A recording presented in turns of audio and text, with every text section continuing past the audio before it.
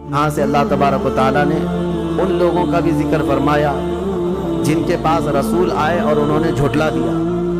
یا حسرتن علی العباد ما یأتیہم من رسول الا کانوا بہ یستہزئون. یہ بندوں پر بڑا افسوس ہے کہ جب کبھی ان کے پاس کوئی رسول آتا تو مذاق اڑاتے تھے. اور اللہ تعالیٰ فرماتا ہے وَكَمْ أَهْلَكْنَا قَبْلَهُمْ مِنَ الْقُرُونِ. حضرت سارہ اور حضرت ہاجرہ میں دونوں تو حضرت ابراہیم علیہ السلام کی بیویاں تھیں، لیکن جب حضرت ہاجرہ کو بیٹا ہو گیا اور حضرت سارہ کو نہیں ہوا، انسانی فطرت کا تقاضا ہے کچھ نہ کچھ باتیں دل میں آ جاتی ہیں. تو اللہ کا حکم ہوا اے ابراہیم تم اپنی بیوی ہاجرہ اور اپنے بیٹے اسماعیل کو لے اور مکہ مکرمہ چلے جاؤ. مکہ میں کوئی آبادی نہیں تھی. یہ حضرت ابراہیم علیہ السلام فلسطین میں رہتے تھے، اس وقت مصر تھا. جب مکہ مکرمہ میں آئے خانہ کعبہ کے قریب حضرت ہاجرہ حضرت اسماعیل کو چھوڑ دیا. کچھ زیادہ راہ جو ساتھ میں تھا وہ کھانا توشہ دے دیا اور کہا مجھے اللہ کا حکم ہے میں جا رہا ہوں. واپس چلے گئے اپنی بیوی اور چھوٹے 6 مہینے کے بچے کو. یہی تو یادگاریں ہیں. حضرت ہاجرہ کے پاس جب کھانا پانی سب ختم ہوا تو وہ اپنے بیٹے کی پیاس کے لیے پانی ڈھونڈنے نکلی. پھر صفا مروہ پہاڑیوں پر دوڑتی رہی 7 چکر. پھر اسماعیل علیہ السلام کے قدموں کے نیچے سے زمزم پانی کا یہ چشمہ نکلا. اور یہ جو تاریخ ہے اس کے بعد پھر حضرت ابراہیم علیہ السلام لوٹ آئے جب اسماعیل علیہ السلام جوان ہو چکے تھے. اب اللہ تعالیٰ نے حکم فرمایا اے ابراہیم تم اپنے بیٹے کی قربانی دے دو. ایک تو 100 سال کے بعد بیٹا دیا گیا ہے، لیکن اللہ تعالیٰ فرماتا ہے کہ تم اس کو اللہ کی راہ میں قربان کرو. نبی کا خواب سچا خواب ہوتا ہے، عام لوگوں کی طرح نہیں. اسماعیل علیہ السلام کو انہوں نے بلایا، وہ پورا واقعہ اللہ نے اس میں ذکر فرمایا. ارشاد فرماتے ہیں انی ارا فی المنام انی اذبحک. بیٹا میں نے خواب میں دیکھا ہے کہ میں تجھے ذبح کر رہا ہوں، اللہ کے نام پر قربان کرنا ہے. فانظر ماذا ترى، بتا کیا کرنا چاہیے. مشورہ ہے باپ کس سے؟ بیٹے سے. قال یا ابت افعل ما تؤمر ستجدنی انشاء اللہ من الصابرین. اسماعیل علیہ السلام چھوٹے ہیں اور عرض کرتے ہیں ابا جان آپ کو جس چیز کا حکم دیا گیا ہے وہ کر گزریے، انشاءاللہ آپ مجھے صبر کرنے والا پائیں گے. بیٹا یہ نہیں ہے کہ بھاگ جائے کہ باپ میرا چھری لے کے بیٹھا ہے. اللہ کے نبی اور اس کے بعد لے کر کے چلے حضرت ابراہیم علیہ السلام. پہلے تو یہ روایت میں ہے کہ انہوں نے 100 اونٹ ذبح کیے اس خواب کے لیے. دوسرے دن بھی 100 اونٹ ذبح کیے. پھر یہی حکم آیا تو تیسرے دن اسماعیل علیہ السلام کو لے کر کے آئے مینا کی وادیوں کے پاس. اور وہاں جب پہنچنے لگے حضرت ہاجرہ بھی تھی پیچھے پیچھے. ابلیس آیا، شیطان آیا، ابراہیم علیہ السلام سے کہنے لگا اتنے سالوں بعد تو بیٹا ہوا اور تم ذبح کرنے لے جا رہے ہو، تمہیں ہو سکتا ہے وہم ہو، چھوڑ دو اس کو، پھر تمہیں بچہ نہیں ہو سکتا. تب حضرت ابراہیم علیہ السلام نے زمین سے 7 کنکریاں اٹھائی اور اس کو دے مارا اور کہا یہ اللہ کا حکم ہے، اللہ کا حکم ہے اور میرے رب تبارک تعالیٰ کے حکم کے آگے میں کسی کے لیے کوئی رعایت نہیں رکھتا. وہ حضرت ہاجرہ کو بہکایا کہ تمہارے بیٹے کو تمہارے شوہر ذبح کرنے لے جا رہے ہیں. حضرت ہاجرہ نے کہا مجھے معلوم ہے وہ اللہ کے حکم سے کر رہے ہیں، اور اگر اللہ کا حکم ہے تو ایسے 100 بیٹے اسماعیل بھی ملے میں سب قربان کروں. ماں بھی تھی، انہوں نے بھی کنکریاں ماری ابلیس کو. آخری حضرت اسماعیل علیہ السلام کے پاس آیا، کہا تجھے پتہ ہے تیرے باپ کیسے تجھے کاٹیں گے، کیسے ذبح کریں گے. حضرت اسماعیل علیہ السلام نے کہا ابلیس، کنکریاں ماری اور کہا میرے باپ عام آدمی نہیں اللہ کے نبی ہیں، وہ جو کرتے ہیں وہ اپنی مرضی سے نہیں اللہ کے حکم سے کرتے ہیں. سب جگہ سے مایوس گیا ابلیس لعین. آج بھی وہاں 3 پتھروں کو جو حاجی کنکریاں مارتے ہیں وہ انہی بزرگوں کی نشانی ہے، انہی 3 بزرگوں کی نشانی ہے. اب جب لٹایا حضرت ابراہیم علیہ السلام نے تو کس طریقے سے اسماعیل علیہ السلام خود عرض کرتے ہیں کہ ابا جان اپنی آنکھوں پر پٹی ڈال لیجیے آپ کہ مجھے کاٹتے ہوئے دیکھ کر، خون دیکھ کر باپ کی محبت غالب نہ آ جائے اور کہیں آپ اللہ کے حکم کے خلاف نہ ہو جائے. آپ چھری روک لیں، آپ آنکھوں پہ پٹی ڈالیں اور میرے ہاتھ پیر کو رسی سے باندھ دیں کہ میں تڑپتا نہ دیکھیں آپ. ایسے ہی ہوا، حضرت ابراہیم علیہ السلام نے پٹی ڈال لی آنکھ پر اور ان کے ہاتھ پیر باندھ دیے گئے. یہ ذبح کرنے کا وقت ہے. بھلا کیا رب تبارک و تعالیٰ بھی کسی کے عزیز کو ذبح کرنے کا حکم اس طرح دے گا؟ یہ تو امتحان تھا، امتحان تھا. حضرت ابراہیم علیہ السلام گردن پر چھری رکھتے ہیں لیکن وہ چھری چلتی نہیں, بڑی تیز چھری لائی تھی, چھری نہیں چلتی. روایات میں ملتا ہے کہ حضرت ابراہیم علیہ السلام نے اس چھری کو پتھر پر یوں مارا تو پتھر 2 ٹکڑے ہو گئے, کٹ کے 2 ٹکڑے ہو گئے, لیکن گلا نرم و نازک اس چھری سے نہیں کٹتا. ایک بات یاد رکھو مسلمانوں, ہمیشہ چھری کی تاثیر ہے کاٹنا, آگ کی تاثیر ہے جلانا, لیکن ہمیشہ ایک بات یاد رکھیں, چھری کاٹے گی بھی, آگ جلائے گی بھی اس وقت جب اللہ کی مرضی ہوگی. ہمارا عقیدہ یہ ہے, تقدیر, ہاں ان کی تاثیر ہے, یہ کام یہی کریں گے, لیکن اس کے ساتھ ہمارا عقیدہ یہ ہے اگر میرا مولا نہ چاہے تو پھر جتنی تیز چھری ہی کیوں نہ ہو نہ کاٹ سکے گی, جتنی تیز آگ ہی کیوں نہ ہو نہ جلا سکے گی, اور اگر مولا کی مرضی ہے تو پھر یہ چیزیں اپنا اثر دکھائیں گی, باقی ان کا اثر اللہ کی مرضی کے بغیر کچھ نہیں. چھری جیسی ہی گردن پر رکھی, اللہ کا حکم ہوا, جبرائیل جاؤ جنت سے ایک دمبا لے کر جاؤ. میرے ابراہیم کا امتحان ہو گیا اور کامیاب ہوئے, ان کے بیٹے اسماعیل کو ہٹاؤ اور دمبا رکھو. جبرائیل امین علیہ السلام سب سے تیز سفر کرتے ہوئے دنیا میں 3 بار آئے, سب سے تیز. ایک اس وقت جب یوسف علیہ السلام کو ان کے بھائیوں نے کنویں میں ڈالا, کنویں میں گرنے سے پہلے جبرائیل امین آ چکے تھے اور حضرت یوسف علیہ السلام کو پکڑ کر بٹھا چکے تھے. دوسرے جب ظالموں نے ابراہیم علیہ السلام کو آگ میں ڈالا تھا, ادھر سے وہ آگ میں پھینکے تھے, اس وقت جبرائیل امین اتر رہے تھے, اور جبرائیل امین حضرت ابراہیم کی آگ میں جانے سے پہلے ہی ان کی مدد کے لیے آ چکے تھے. اور تیسرے یہ جب اسماعیل علیہ السلام کی گردن پر چھری رکھ چکے تھے, کون, ابراہیم علیہ السلام, اور چھری ہلانے سے پہلے جبرائیل امین آ کر کے ان کو اٹھا چکے تھے. وہ جبرائیل امین کی رفتار ہے جو میرے مصطفیٰ کے قدموں کا بوسہ دیا کرتے ہیں. یہ جبرائیل کی رفتار ہے جو رسول اللہ کے قدموں کا بوسہ دیتے ہیں. جو قدم آئے رسول کا بوسہ لے کر سدرہ کا مکی اتنا تیز رفتار ہے, تو میرے مصطفیٰ کی رفتار کا عالم کیا ہے میرے عزیزوں. اس کے بعد جب یہ دمبا ذبح ہو گیا, ابراہیم علیہ السلام نے پٹی نکالی, دیکھا بیٹا سلامت ہے, بکرا ذبح ہو گیا ہے. قرآن میں اللہ فرماتا ہے وَنَادَيْنَاهُ أَن يَا إِبْرَاهِيمُ قَدْ صَدَّقْتَ الرُّؤْيَا إِنَّا كَذَلِكَ نَجْزِي الْمُحْسِنِينَ. ہم نے پکارا اے ابراہیم, تم نے ہمارے حکم کو سچ کر دکھایا اور ہم ایسے ہی اچھا کرنے والوں کو بدلہ دیتے ہیں. وَفَدَيْنَاهُ بِذِبْحٍ عَظِيمٍ. پھر ان کو لقب دیا گیا کہ وہ ذبح عظیم ہے. کیا ہے؟ ذبح عظیم. اب یہاں پر ایک مسئلہ ہے یہودیوں کا.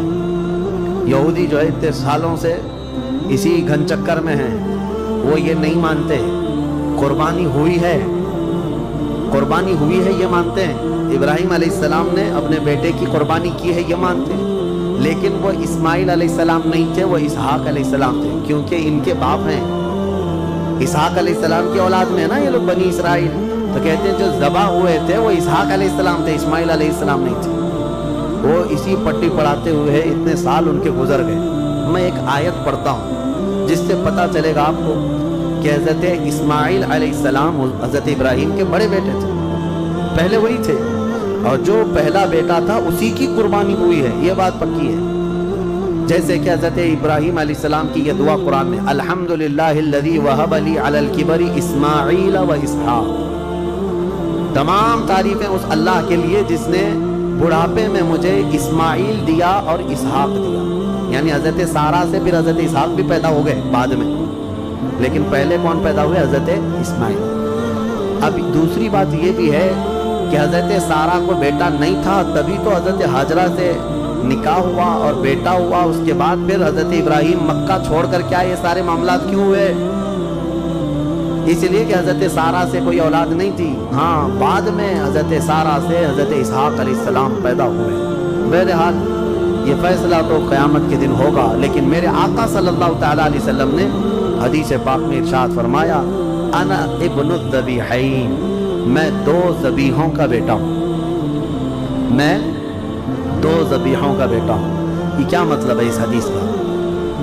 حضور پاک صلی اللہ تعالیٰ علیہ وسلم کے والد حضرت عبداللہ جو حضور کی ولادت سے پہلے انتقال کر چکے, بچپن میں یہ اتنے بیمار ہوئے تھے کہ حضرت عبد المطلب حضور صلی اللہ علیہ وسلم کے دادا انہوں نے یہ خانہ کعبہ میں یہ نظر کر لیا تھا کہ میں اپنے اس بیٹے کے قربانی دوں گا. کس کی؟ حضور صلی اللہ علیہ وسلم کے باپ حضرت عبداللہ کی. پھر جب ان کی طبیعت صحیح ہو گئی تو حضرت عبد المطلب نے 100 اونٹ ذبح کیے تھے. جان ذبح نہیں کی جاتی, قربانی کے بدلے 100 اونٹ ذبح کیے تھے.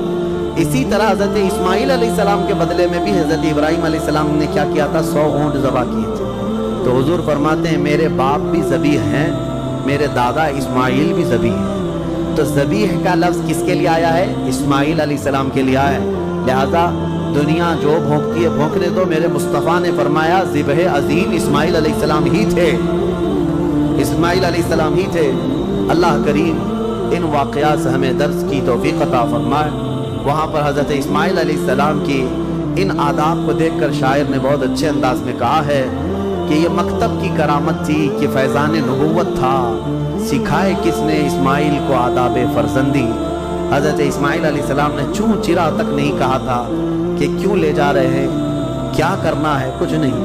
وہ گھر کی تربیت تھی حضرت ابراہیم علیہ السلام کی. اتنا ہی نہیں, یہ دونوں نبیوں کے ساتھ بڑی آزمائشیں ہوئی ہیں, بہت سارے امتحانات ہوئے ہیں. ان کو وطن چھوڑنا پڑا ہے, ان کو آگ میں ڈالا گیا ہے, ان کی اولاد کی قربانی بھی ہوئی ہے. اور اس کے علاوہ حضرت اسماعیل علیہ السلام کی جب شادی ہوئی تب بھی ایک بڑی آزمائش ہوئی ہے. وہ کسی اور موقع پر عرض کروں گا کہ شادی کر کے جس عورت کے ساتھ رہ رہے تھے حضرت اسماعیل علیہ السلام, وہ بھی ایک قربانی ہے. ابھی اس ٹاپک سے ریلیٹڈ نہیں ہے, انشاءاللہ العزیز پھر کبھی عرض کرتا ہوں. لیکن ان دونوں نبیوں کی زندگیاں بڑی قربانیوں سے گزری ہیں, بڑی قربانیوں سے, لیکن ہر چیز میں یہ ثابت قدم رہے. سورہ صاد آج ہم نے جو تلاوت کیا اس میں مختصر سی بات رہ جائے گی, ورنہ تفسیر میں کیونکہ بہت ہی مشہور و معروف واقعہ حضرت سیدنا ایوب علیہ السلام کا اس میں بیان کیا گیا ہے. حضرت ایوب علیہ السلام کا نام بہت سارے لوگ اس طرح لیتے ہیں, حضرت صبر ایوب, کیونکہ صبر کا لفظ جو ہے حضرت ایوب علیہ السلام کے ساتھ ایسا جڑا ہوا ہے کہ سب سے زیادہ صبر کرنے والوں میں ان کا نام آتا ہے. لیکن میرے مصطفیٰ کریم صلی اللہ علیہ وسلم سے زیادہ, یعنی ہر از اخلاق میں میرے آقا صلی اللہ تعالیٰ علیہ وسلم کی برتری ثابت ہے. حضرت ایوب علیہ السلام کی آزمائش ہوئی تھی, ان کی بیویاں بھی بہت تھیں, بچے بھی بہت تھے, مال بھی بہت تھا. وہ ہمیشہ عبادت میں رہتے تھے. اللہ تعالیٰ نے ایک بار آندھیوں کے ذریعے سے ان کے باغیچے ختم فرما دیے, ان کے جانور ختم ہو گئے, ان کی بیویاں ایک کے بعد دیگر مر گئیں, انتقال کی, اور ان کے اولاد بھی دھیرے دھیرے سب انتقال کر گئے. اور اس کے بعد وہ خود بیمار ہوئے, اتنے بیمار کہ ان کے جسم کے گوشت کے حصے کٹ کے گرتے تھے. بستر پر سو جائیں تو چمڑی بستر پر لگ جاتی تھی. اور اس کے بعد ایک بیوی, ان کی بی بی رحمت, حضرت جمیلہ بھی ان کو کہا گیا بی بی رحمت, ان کے علاوہ کوئی ساتھ میں نہ تھا. وہ وقت بھی آیا جب ان کی زبان بھی کٹ گئی تھی جس سے وہ ذکر کرتے تھے. زبان کٹ گئی حضرت ایوب علیہ السلام کی. تب انہوں نے ایک عرض کیا تھا اللہ کی بارگاہ میں, ربی انی مسنی الضر وانت ارحم الراحمین. یہ ایوب علیہ السلام کی دعا ہے, اے اللہ مجھے تکلیف پہنچی ہے لیکن تو ارحم الراحمین ہے. اللہ فرماتا ہے اس کے بعد ہوا کیا سنو. ایک اور چیز ہوئی تھی, حضرت بی بی رحمت بازار گئی تھی, علاج ڈھونڈتے ہی رہتی تھی روزانہ.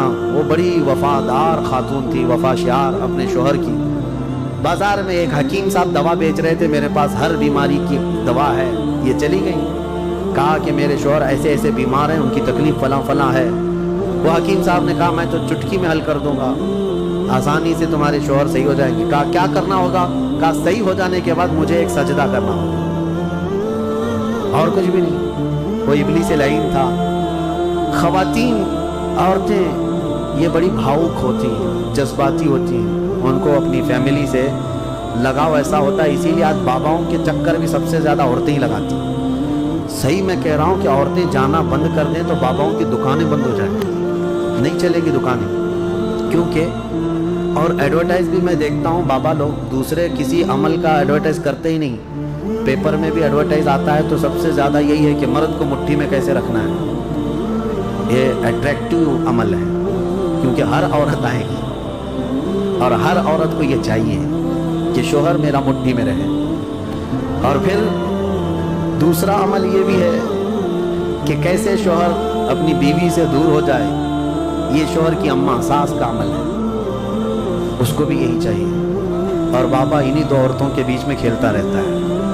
ایک کو محبت کی تعویذ دیتا ہے، ایک کو نفرت کی دیتا ہے، اور ہر 8 دن پر وہ چکر کاٹتی رہتی ہے۔ عورتوں کے جذبات کمزور بھی ہیں، کمزور ہیں۔ ان کا بچہ بیمار ہو جائے تو یہ نہیں دیکھتی کہ کس کے پاس جانا ہے، جس نے بھی تھوڑا مشورہ دے دیا یہاں جاؤ، چلی جائیں گی۔ ایسا نہ ہو، ایمان والی خواتین بنو، ورنہ تم میں اور بھینس میں کوئی فرق نہیں، بھینس ہر جگہ منہ ڈال دیتی ہے، اس کو یہ نہیں پتا ہوتا ہے کہ کس چیز کو وہ کھا رہی ہے۔ بچہ تمہارا ہے یقیناً۔ بعض عورتیں وہ بھی ہیں جو اپنے بچوں کی صحت کے لیے کبھی کسی درخت کو جا کر کے ناڑا باندھ کر کے آ گئی، کہیں تالا لگا کر کے آ گئی، کہیں کسی پتھر پر تیل ڈال کر کے آ گئی۔ سب کیا کیا ہوا ہے، یہ ہو بھی رہا ہے۔ کیوں؟ ان کو کوئی مشورہ دیتا ہے چلی جاتی ہے۔ ایمان مضبوط رکھو، اللہ ہی شفا دینے والا، اور جائز طریقے سے، حلال طریقے سے اگر کوئی چیز ملتی ہے تو بالکل علاج کرو، بالکل علاج کرو۔ ہم یہ نہیں کہتے، لیکن یہ نہیں کہ کسی نے مشورہ دے دیا تو اپنے بیٹے کو گائے کا پیشاب بھی پلا دیا، پیٹ درد صحیح ہو جاتا ہے تو آج وہ کنیا بابا کا پیشاب تو بکتا ہی رہتا ہے، تو بہت سارے لوگ اس میں بھی پریشان ہیں۔ پہلے تو ڈائریکٹ گائے کا لیتے تھے، اب پاکٹ میں آ رہا ہے تو لوگوں کو ایسا لگنے لگا کہ شاید اب کچھ اس میں اپ گریڈ ہو گیا ہے پیشاب، اور یہ صحیح میں دوا کا کام کرتا ہوگا، کیونکہ آج یہاں دیکھ رہے پوری دنیا ہنس رہی ہے، آپ ہی نہیں، پوری دنیا ہنس رہی ہے، پورا عرب، امریکہ، اور جس کی یہ اقتدا کرتے ہیں پیچھے بھاگتے ہیں، یورپ بھی ان پر ہنستا ہے کہ یہ گوبر اور پیشاب کے پیچھے کیسی ہے قوم۔ ہاں کبھی اس کو کوہ نور بتا دیں، کوئی کینسر کا علاج بتا دیں، کورونا کا علاج بتا دیں، عقل سے کچھ نہیں ہے۔ لیکن میں اپنی عورتوں سے کہنا چاہتا ہوں، تمہیں کوئی بھی اس طرح کا مشورہ دے تو بھاگ مت جانا۔ ابلیس یہاں پر الگ الگ لباس میں ہے، الگ الگ لباس میں ہے، ہزاروں رہزن ہیں لباس خضر میں۔ یہاں حضرت بی بی جمیلہ، بی بی رحمت آئی اپنے شوہر کے پاس، کہی مبارک ہو تمہارا علاج مل گیا، ایک بڑے حکیم صاحب ہیں وہ علاج کر دیں گے۔ حضرت ایوب علیہ السلام نے کہا ہمارے پاس اجرت دینے کے لیے تو کچھ ہے نہیں، کیا دیں گے؟ کہا کچھ نہیں دینا ہے، آپ صحیح ہو جائیں گے تو ان کو ایک سجدہ کرنا ہے۔ وہ حضرت ایوب علیہ السلام جلال میں آئے، بیماری کا عالم ہے، کہا قسم خدا کی اگر میں صحیح ہو گیا تو تجھے 100 کوڑے ماروں گا، اس لیے کہ تو ابلیس کے پاس گئی تھی، حکیم کے پاس نہیں۔ انہوں نے قسم کھا لی، اللہ کی قسم میں 100 کوڑے ماروں گا تجھے۔ اپنی بیوی، انہوں نے توبہ کر لیا، اپنی بیوی، ان کی بیوی نے کہا مجھ سے غلطی ہو گئی، میں بھول گئی، آپ کی محبت میں دوڑی، یقیناً وہ ابلیس تھا۔ پھر اللہ فرماتا ہے ہم نے ایوب کی دعا سن لی اور کہا ارکض برجلک ھذا، اپنا پیر زمین پر مارو اے ایوب۔ انہوں نے پیر زمین پر مارا تو وہاں سے ایک نالا، ایک چشمہ جاری ہو گیا، پانی۔ اللہ نے فرمایا اس میں نہا لو، اس پانی سے۔ حکم ہوا تو جیسے ہی انہوں نے اس پانی میں غسل کیا ان کی ساری بیماری ختم ہو گئی۔ اور پھر ان کو حکم ہوا دوسرا پیر زمین پر مارو۔ صحت یابی کے ساتھ جب انہوں نے دوسرا پیر زمین پر مارا، اللہ نے ان کے جتنی اولاد، ان کی اہل و عیال جو بھی ختم ہوا تھا سب کو دوبارہ زندہ فرمایا، سب کو واپس لوٹایا۔ تم امتحان میں کامیاب ہو۔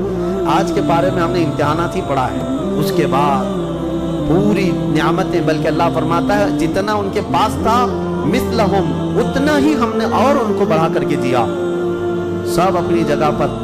لیکن ایوب علیہ السلام اپنی قسم کے لیے بیٹھے تھے تیار کہ 100 کوڑے تو مارنا ہے ابھی۔ حالانکہ اتنی وفادار خاتون کے سب دور ہو گئے تھے لیکن بیوی دور نہیں ہوئی۔ لیکن اللہ کا حکم اپنی جگہ پر، وہ نبی ہیں، عام لوگوں کی طرح نہیں کہ تمہاری طرح صبح سے شام تک ماں کی قسم باپ کی قسم کرتے رہیں۔ اللہ کے نبی کی زبان سے نکلی ہوئے الفاظ ہیں، ان کے جھوٹ کا شائبہ بھی نہیں ہوتا۔ لیکن رب ذوالجلال کو رحم آیا، کہا میرے بندے کی بیوی اتنی خدمت کرتی رہی، اب اس کو 100 کوڑے مارے گا تو یہ مر جائے گی۔ اللہ نے فرمایا جبرائیل کو جائے، جبرائیل جاؤ ایک جھاڑو لے جاؤ، جنت سے ایک جھاڑو لے جاؤ جس میں 100 کاڑیاں ہیں، 100 کاڑیاں، اور دے دو ایوب کو اور کہو اس سے ایک بار اپنی بیوی کو مارے، اس کی قسم پوری ہو جائے۔ اللہ نے فرمایا خذ بیدک ضغثا فاضرب به ولا تحنث، لو اس جھاڑو کو۔ حضرت ایوب علیہ السلام نے وہ جھاڑو لے کر کے ایک بار مارا، اور پھر اللہ نے فرمایا اب تمہاری قسم کا کفارہ نہیں، تم نے جو قسم کھایا تھا وہ قسم پوری ہو گئی۔ لیکن اللہ کے نبی نے قسم پوری کی۔ آپ کے لیے ایسا نہیں ہے، آپ نے اگر اپنی بیوی کے لیے ایسی قسم کھائی تو جھاڑو مت اٹھاؤ، ہاں، کیونکہ وہ اللہ کا حکم تھا قرآن میں۔ تم نے اگر کوڑے کی قسم کھائی تو کوڑا بعد میں پڑے گا، پولیس پہلے آئے گی۔ ویسی قسم کھاؤ بھی مت، اس لیے کہ ایسی اجازت بھی نہیں ہے، ایسی اجازت بھی نہیں ہے۔ بہرحال اللہ تبارک و تعالیٰ خوشحالیاں عطا فرمائے۔ رب کریم ہمیں قرآن عظیم کی تفسیر اور اس کے مفاہیم سے عمل کرنے کی توفیق عطا فرمائے۔ وآخر دعوانا ان الحمد للہ رب العالمین۔